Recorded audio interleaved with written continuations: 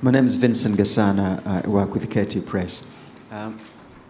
So it seems a startling thing to say, but all things considered, the crisis in the Democratic Republic of Congo could be ended in a mere matter of days if everybody else were to acknowledge the real causes of the conflict openly. But instead, people seem to be intent on focusing on claims from the UN group of expert reports.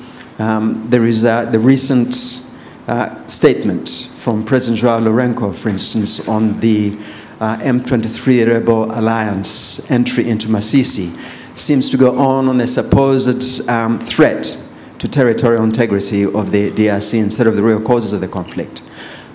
So one wonders, Your Excellency, beyond signing more agreements that a lot of the signatories tend to promptly ignore, can Your Excellency envisage anything else that can be done to bring everybody around the real causes of the conflict and focus on that and get beyond the impasse and the obvious impediments to peace? Thank you very much indeed. All right.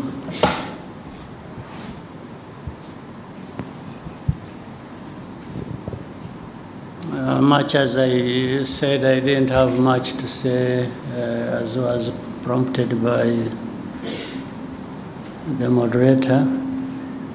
Let me first of all welcome you and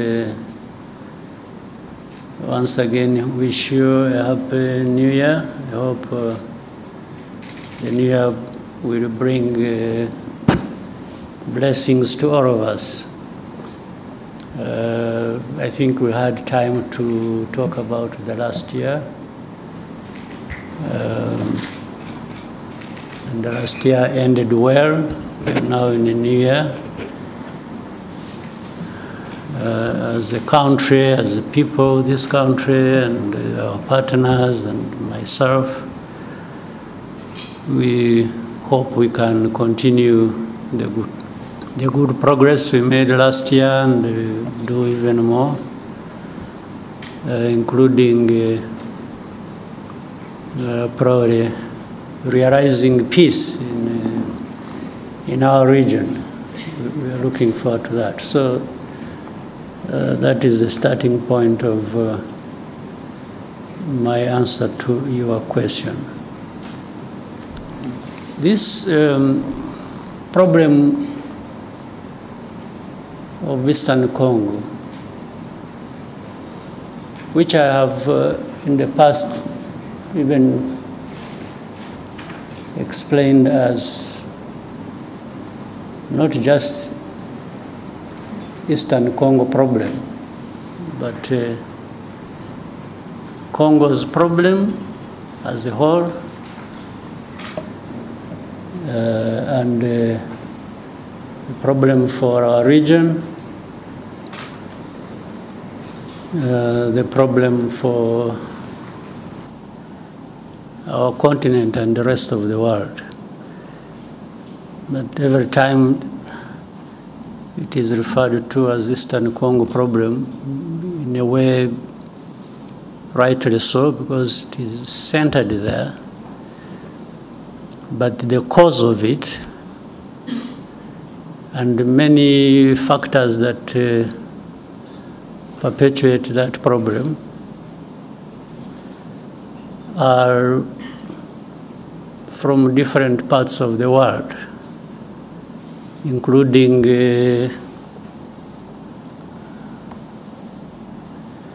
from the big countries as we know them, the powerful countries as we know them. In fact, that problem has roots in the history of that country, the history of our region, and the history of our continent, relating to even the early days of colonial time.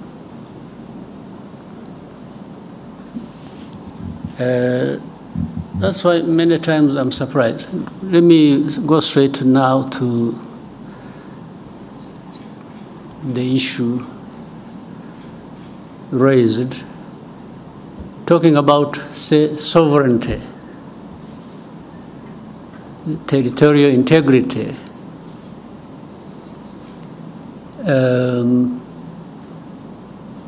As you said, in the statement made from Angola, how do these matters arise really, in a sense? M23 you talk about. These are Congolese. Even to the admission of Congo's leaders, the past and the present.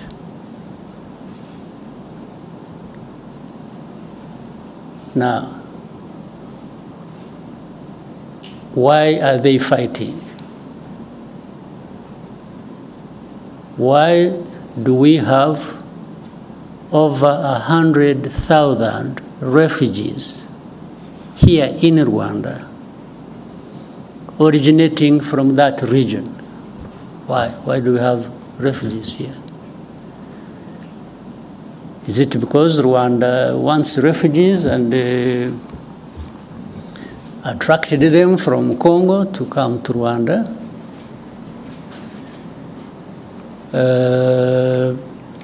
I said the first question, M23, why would they be fighting? They just like fighting. So, in the fighting that is happening in Eastern Congo, and you call that violation of sovereignty, territorial integrity, how does it arise?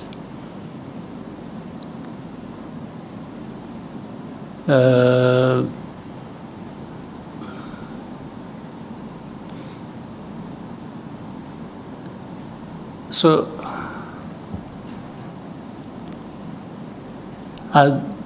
on one hand, these are Congolese. On the other hand, they are foreigners. So how do they combine these two identities? How do they happen to be Congolese on one hand, and then they are foreigners who have invaded Congo and therefore breaching everything about sovereignty and territorial integrity? Maybe they mean something else. Let me also try to explain that. Those who make such statements,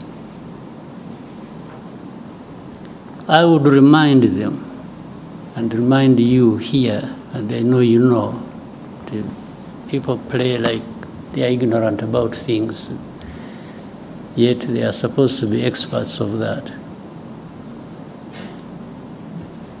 This fighting that is happening in Eastern Congo, that has been going on for these last years, you mean here in this room, people don't know how that started? Where it originated from? These groups fighting in Congo, the fighting that was started 2 more years ago, these people fighting did not come from Rwanda as of the time the war started, or they started the war fighting. Maybe I even don't know whether it qualifies as such. These people they are of Rwandese background. I don't know whether it would even be right to say they originated from Rwanda. Most of them, Congo found them where they are or where they were. It's not that there was a movement from Rwanda. Maybe some might have originated from Rwanda by this movement from Rwanda to that part, long ago. Even either before I was born or when I was a kid myself. But what I meant that Congo found these people there has to do with this history I'm talking about, of colonial times and the drawing of colonial borders. But that's why also the Congolese leaders at one point admit that these are Congolese, and then try to find another reason and say, oh, but the fighting is supported by Rwanda. But they can't tell anybody and convince anybody that the actual people who are fighting now, who started this fighting we're talking about, came from Rwanda. They did not come from Rwanda.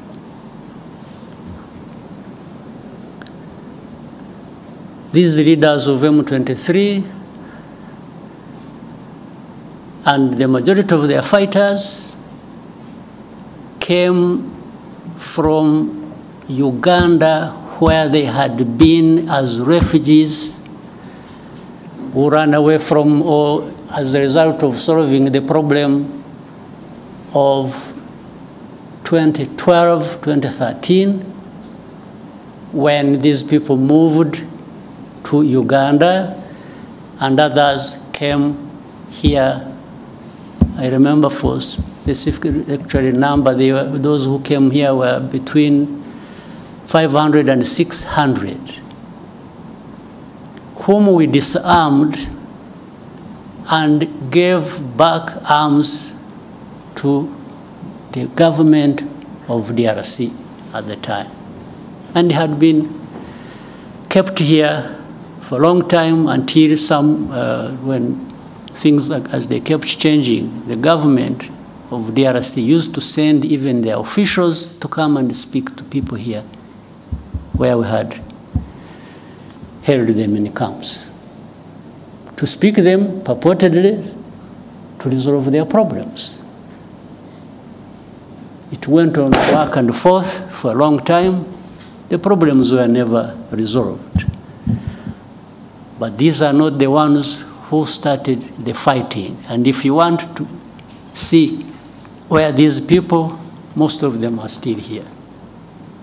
The fighting was started by the main group that was in and from Uganda. So how did it become Rwanda's problem, honestly? What is the basis? And for how long do we explain this? Up to what point?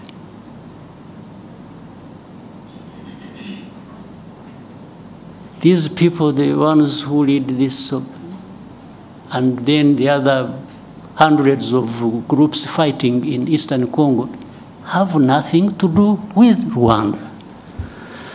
The only reason Rwanda comes into question now for this is for a couple of reasons. One, these are Rwandophones. They speak in Rwanda. Well, but that is also what maybe became their main crime in Congo. So if they speak Kinyarwanda, that has turned into reasons for persecution.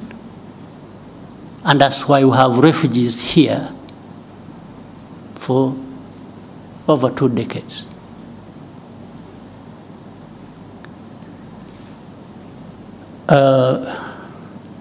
The other reason is the FDLR that has been these genociders who have been in Congo for the last 30 years, whom the international community have really entertained. I think they have deliberately preserved them. I don't know for what. Whether it is a gift of thanks to them for having committed genocide here, or preserved them because they are anti-Rwanda and government, and therefore they would use them as and whenever that is possible against Rwanda, to control Rwanda, to manage it the way they want. Otherwise, tell me, part of the reason is MONUSCO, this UN force, is in Eastern Congo, in the DRC, was actually to address this problem of FDLR that kept changing names over time. But after 30 years, if you ask the UN and say, what happened? If you really ask them what they've been doing for the last 30 years they've been there, and with tens of billions of dollars they have spent on it, what is there to show for that effort that was made? Only to end up blaming Rwanda for everything that is happening in Eastern Congo, or really in Congo, because even all problems of Congo are blamed on Rwanda by these so-called international community members, and together and in support of the DRC government. If DRC government is not encouraged to take its own responsibility for its people and its country, and everybody joins them to blame others for their problems, how do you expect Congo to actually address these problems that affect all of us? How? So the statement you referred to, therefore, is part of this, I don't know what to call it, honestly. But it just doesn't make sense. It doesn't add up for any solution to the problems at hand that we need to be addressing. I don't see how. Well, I imagine a scenario where if we didn't have Rwanda at all, or if we could relocate Rwanda to another part of the world and remove it from here, would that solve the problems of Congo or of the region? Really? So, and people get lost in the blame game, this, this, that, and forget to really address the root causes of the problems we have and find a solution. And then you have geopolitics being played into all this. Then you have the blame of colonial times being managed somehow, because those who were involved in the colonial times and who are blamed for it have the power to manipulate, and always fall short of doing what is right. You find they have groups they create, they say groups of experts I mean, how do you expert in doing what? Then you find the groups of experts. These experts are led by people who are supposed to come and really cover up the blame that should be leveled against those who are responsible for those literary crimes of that past of colonial times.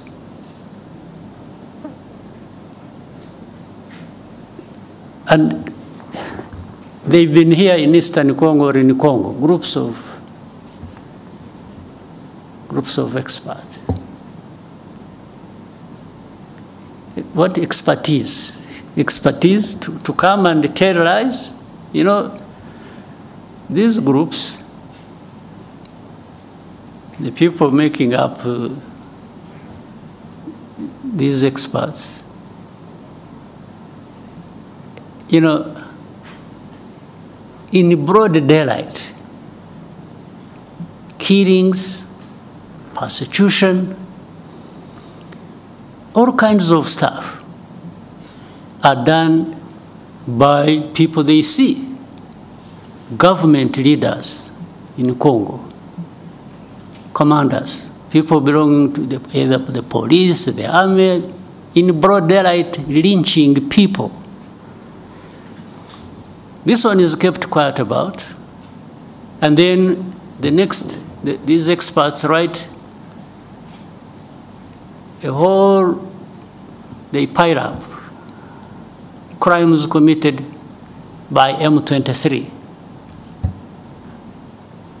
They talk about things somewhere in the background, in the villages, and they don't talk about these things that were done in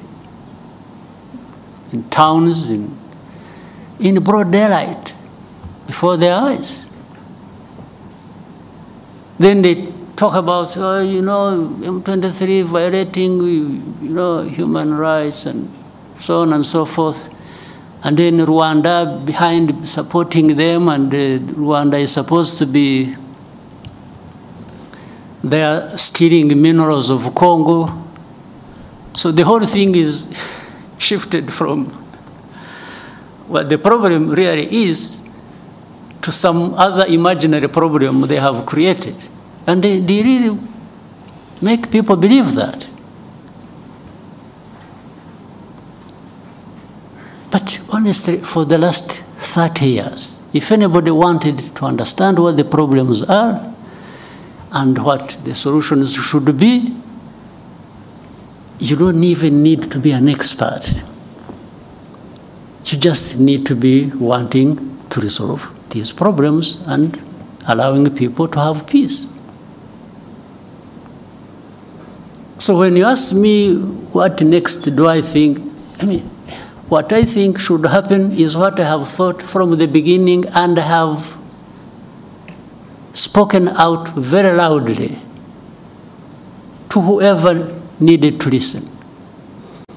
This problem is not insurmountable. It can be addressed. It can end. It should have ended in actual fact long ago. But you can't end it by manipulation. You can't end it by playing games. So, one, does FDLR exist in that situation or not? Do people understand the history of FDLR or not? So why should FDLR be an issue even for discussion? Or why should it be a big problem that can't be resolved? We told these people, whoever was involved, that we started with DRC itself, even before the current administration in DRC. We used to approach these people. We even approached the current administration. We said, let's work together to resolve this problem, and that we will support you with whatever you think you need, and we will avail ourselves and our resources to actually help you fight this FDLR and eliminate it from. And they refused. I had even given them advice that, you see, Uganda has a problem of ADF and others based in Congo. We have a problem of FDLR based in Congo. Burundi also says they have a problem based in Congo. I said, why can't we, all of us, work together? Uganda works with the DRC, Rwanda works with the DRC, Burundi works with the DRC to eliminate the threat to security along our borders. I suggested to them, to the current administration, in 2019. Now, what they did, they allowed Uganda to go and to send in their troops to go and fight ADF. They allowed Burundi to quietly go into DRC to fight whichever their groups they are fighting are. When it came to Rwanda, they refused.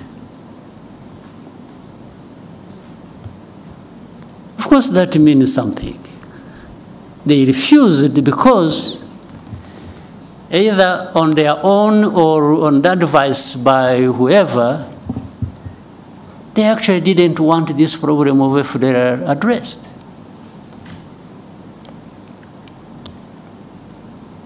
This was way before this M23 problem flared up. And as I mentioned to you, the main bulk, like the others, maybe they have been recruited from different places, but the main bulk of this group, including their leaders of M23, came from Uganda. They did not come from Rwanda. This is a basic fact you should all be knowing. Then ask yourselves, so how did it become Rwanda's problem?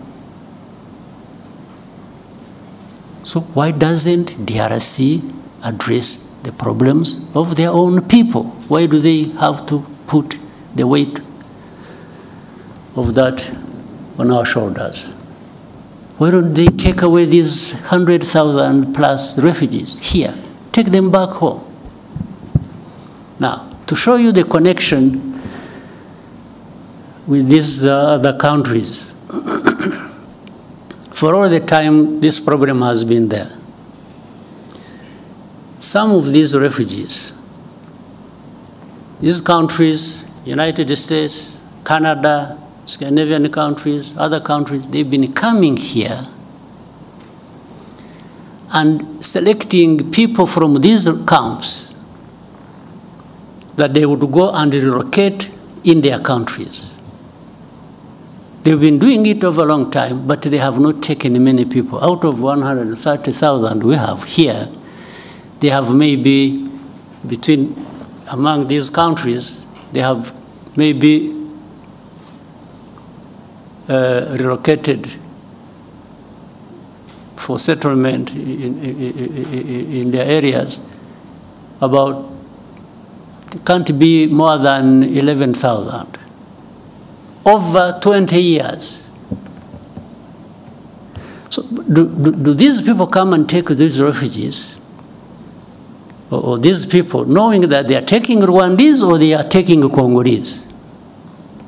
They definitely know they are taking Congolese.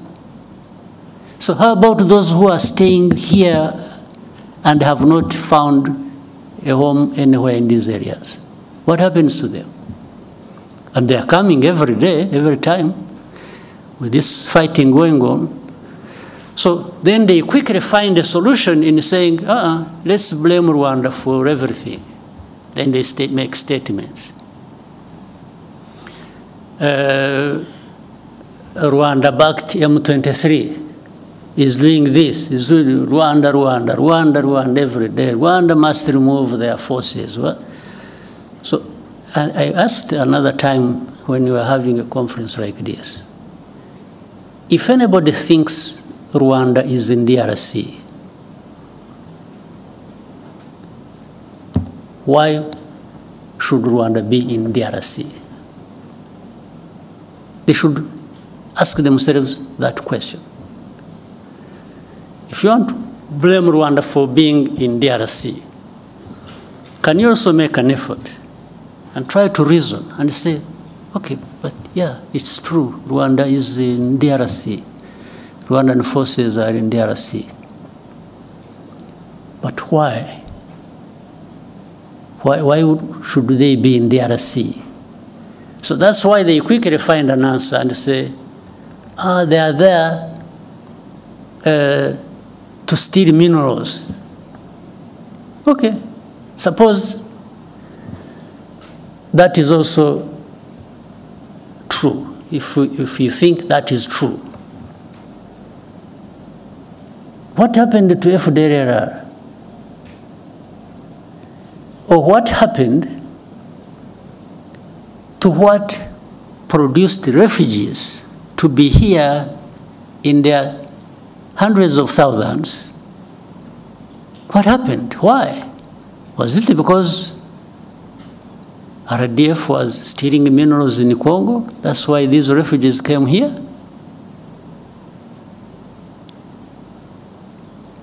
Is it? So where is the FDLR?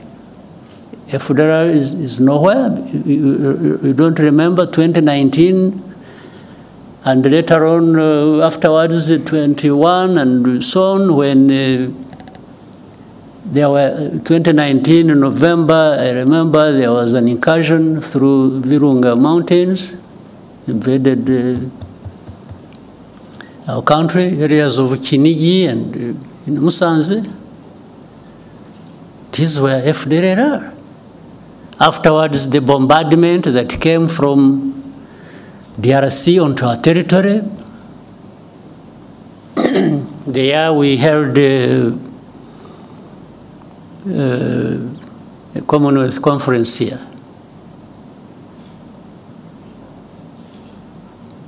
So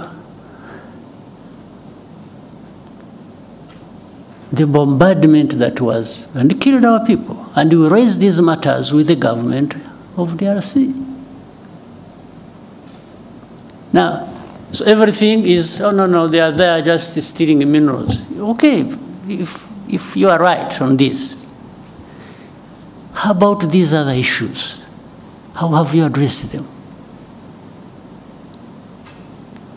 So, my dear friend, I've given you a long answer. I wanted to really be quoted correctly, and I hope you will. This problem can be addressed, but it cannot be addressed by just having processes where the only thing, in fact, it's really sad. We have processes and we have leaders leading these processes, and what becomes more important is the appearance, the camera appearance. It's being seen there to be signing something, and that becomes an end in itself. You leave the problem intact, you don't address it. Oh, but you didn't go to Rwanda.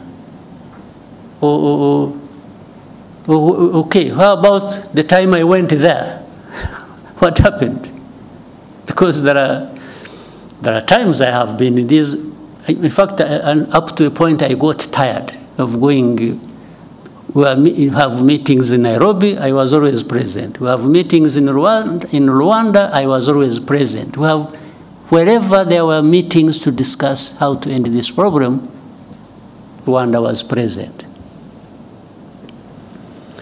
But in the end, even now as we speak, The importance is not ending the problem. The importance is in the process.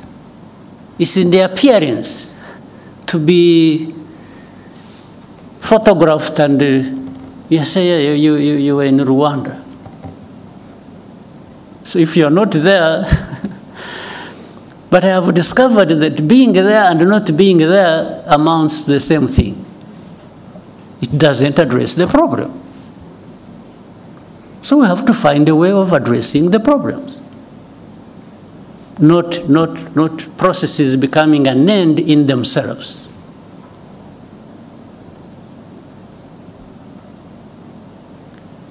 Not the leaders of those processes holding people's hands and doing this being an end in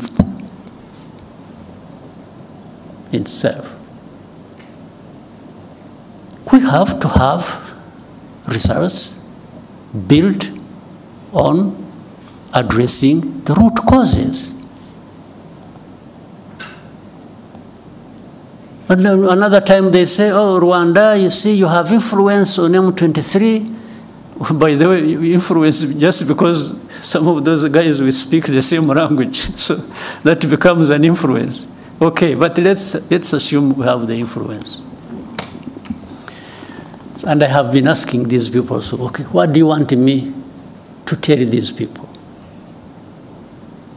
Do you really want me? What do you want me? Give me a message to take to these people over whom I have influence. And as I see, you know, they stop fighting. Okay, that one I can do. But what follows that next? Because if I tell them to stop fighting, and they are attacked and killed, who takes the blame? It's not you who sent me to tell them, it's actually me. Meaning I lured the people into, but then in all conscience, they also want me to go and tell people that you should accept being denied your rights and keep quiet because some people, some powers are not happy. So maybe that's what they want me to tell these people. I can't. You never. You know, it happened when we met, you must have seen it, when I met President Tshisekedi in New York around General Assembly. And we had with us President of France, President Macron. At that time, they were telling me, please give these people a message, they leave Bunagana. There is a place they had taken over called Bunagana, the border with Uganda. Otherwise, fighting will continue. I said, okay, I can even transmit your message, just out of politeness. But if I tell them to leave Bunagana and get lost, first of all, where do they go? Secondly, are you going to follow that with addressing their problem they are fighting for? And there was no clear, but anyway, I came back, I sent a message, sent intelligence people to tell them. I said, for the good of the peace process, maybe somebody is thinking about to bring peace, you leave Bunagana as a symbol that you want to have a peace process going on and resolve the problem. As they are about, they agreed with the message I sent to them. In other words, they agreed with me. As they were preparing to leave, they were attacked. There was serious fighting. And then I called up these leaders. I said, but you people, you lied to me. You told me I should transmit a message that these people should leave, and then that will help a process to resolve the problem. then little did I know, the intention was actually maybe to attack them when they thought it wasn't going to be the case. So from that time, things have been like that over and over and over and over and over again. These government forces attack. In most cases, they are beaten back. And then there is a loudspeaker everywhere announcing how M23 has been violating ceasefire. You attack, we fight, I push you back, and then I'm the one who violated the ceasefire. This has been what goes on every day. And even with these experts that we have in place, they cannot tell, but that shows it's not that they can't tell what is the truth. It's just that the truth is not what they want. It's not what they like. It's completely different. So Rwanda, while we may be blamed for other people's problems, we are also happy to be blamed for our own problems of trying to defend ourselves, if that is what it means. We will defend ourselves at any cost. There's no question about it. I have told those who are behind all this in a very clear language. They keep asking me the same questions. I keep giving them the same answers. If there is anything that I can compromise on, it has nothing to do with ceding even a millimeter in terms of preserving the security of our country. Absolutely not.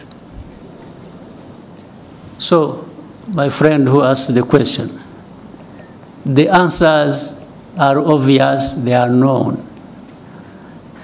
But in their heads, these other people have their own other way of looking at things. They don't care about us, they don't care about anybody, they care about themselves.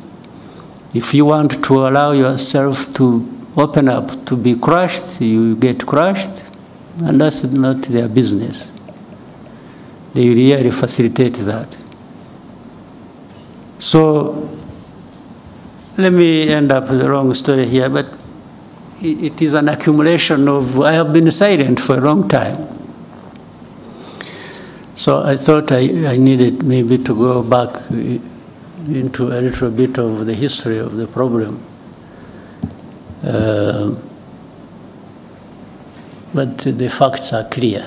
It's only those who don't want the facts that have other ways of looking at things. All right. Maybe that answers all the questions you had in mind, but we can open up for more questions. Your Excellency, before we take more questions from the room, we received a question from a journalist called Charles Onyango Obo. He and 10,000 more are watching live right now online. And he says, you led the African Union reform process and most of its financing mechanisms. Given the failure of AU diplomacy and security interventions in the Horn of Africa, the fiasco the EAC faced in Eastern DRC, the mixed results of the Rwanda process, do you think perhaps AU needs a reform of its political and diplomatic processes? Some have gone as far as calling for the disbanding of the AU's Peace and Security Council and the creation of a new, more effective mechanism. Do you agree? And what reforms, if any, do you think can make change? Well, on what he said, do I agree? I don't. Because it's not the structure of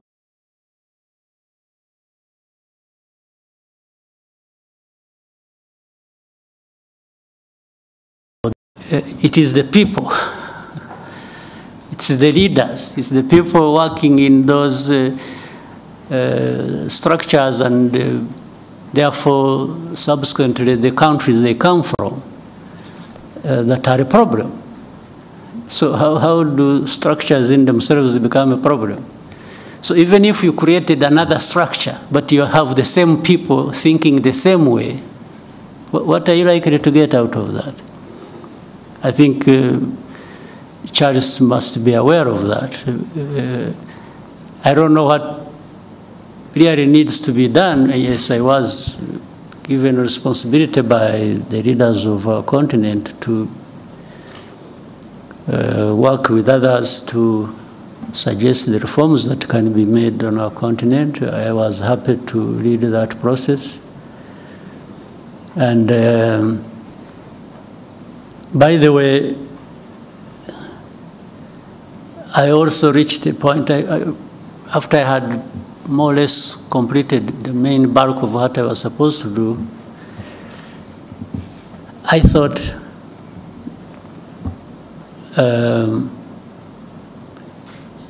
we needed maybe to find another person.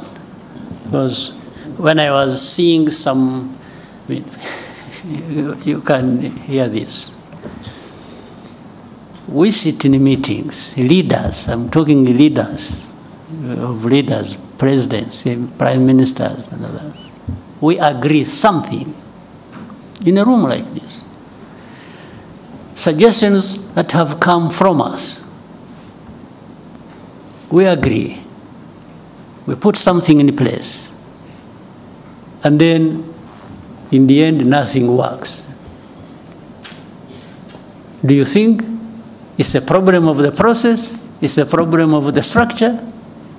What is the problem? I think the answer is obvious. The problem is us. So in fact, when I even wanted to test that, because when it was just going back and forth like this and that, and we agree something, we don't do it, or we do it halfway, and so that is how I decided. And I told the leaders in the room that, you know what, I've been very happy to serve you, but I think it has come to the time we try somebody else. Maybe before you get tired of me, or before I get too frustrated myself, but to serve the cause of reform, I think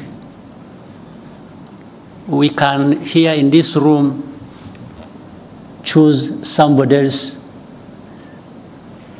to lead the process. So that we try different people, different angles of dealing with the matter, and that's how the process went to a different person, the President of Kenya, President Ruto. In fact, in the meeting, they even asked me who I think could be. So I gave them my proposition.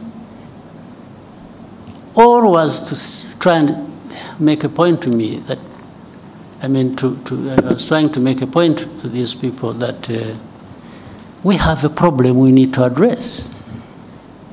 And it's not going to be one person here or one structure there. Collectively, we have a problem because we cannot adhere to even things we have suggested ourselves and agreed and put in place and make them work to serve us well. So suggesting to dismantle this and create this, and I don't think gives us any solution. The problem is in us. We need to, if we want things to work, we need to adhere to what we have agreed, what we think is important for our continent, for our people, and so we just have to keep trying with what we have in place. Yes, if there is a need to change something, sure, you can do that. But you still remain with the problem with not doing what you have agreed, irrespective of whatever changes, other changes you put in place. Right? Yes. Yeah, so I don't see that. We need to find some way. I don't know whether, some magic. Whether we need to be saved, we need to, somehow we have to find some cleansing process where we renew ourselves and we, I don't know, we have to find something. Otherwise, we are really not serving ourselves well.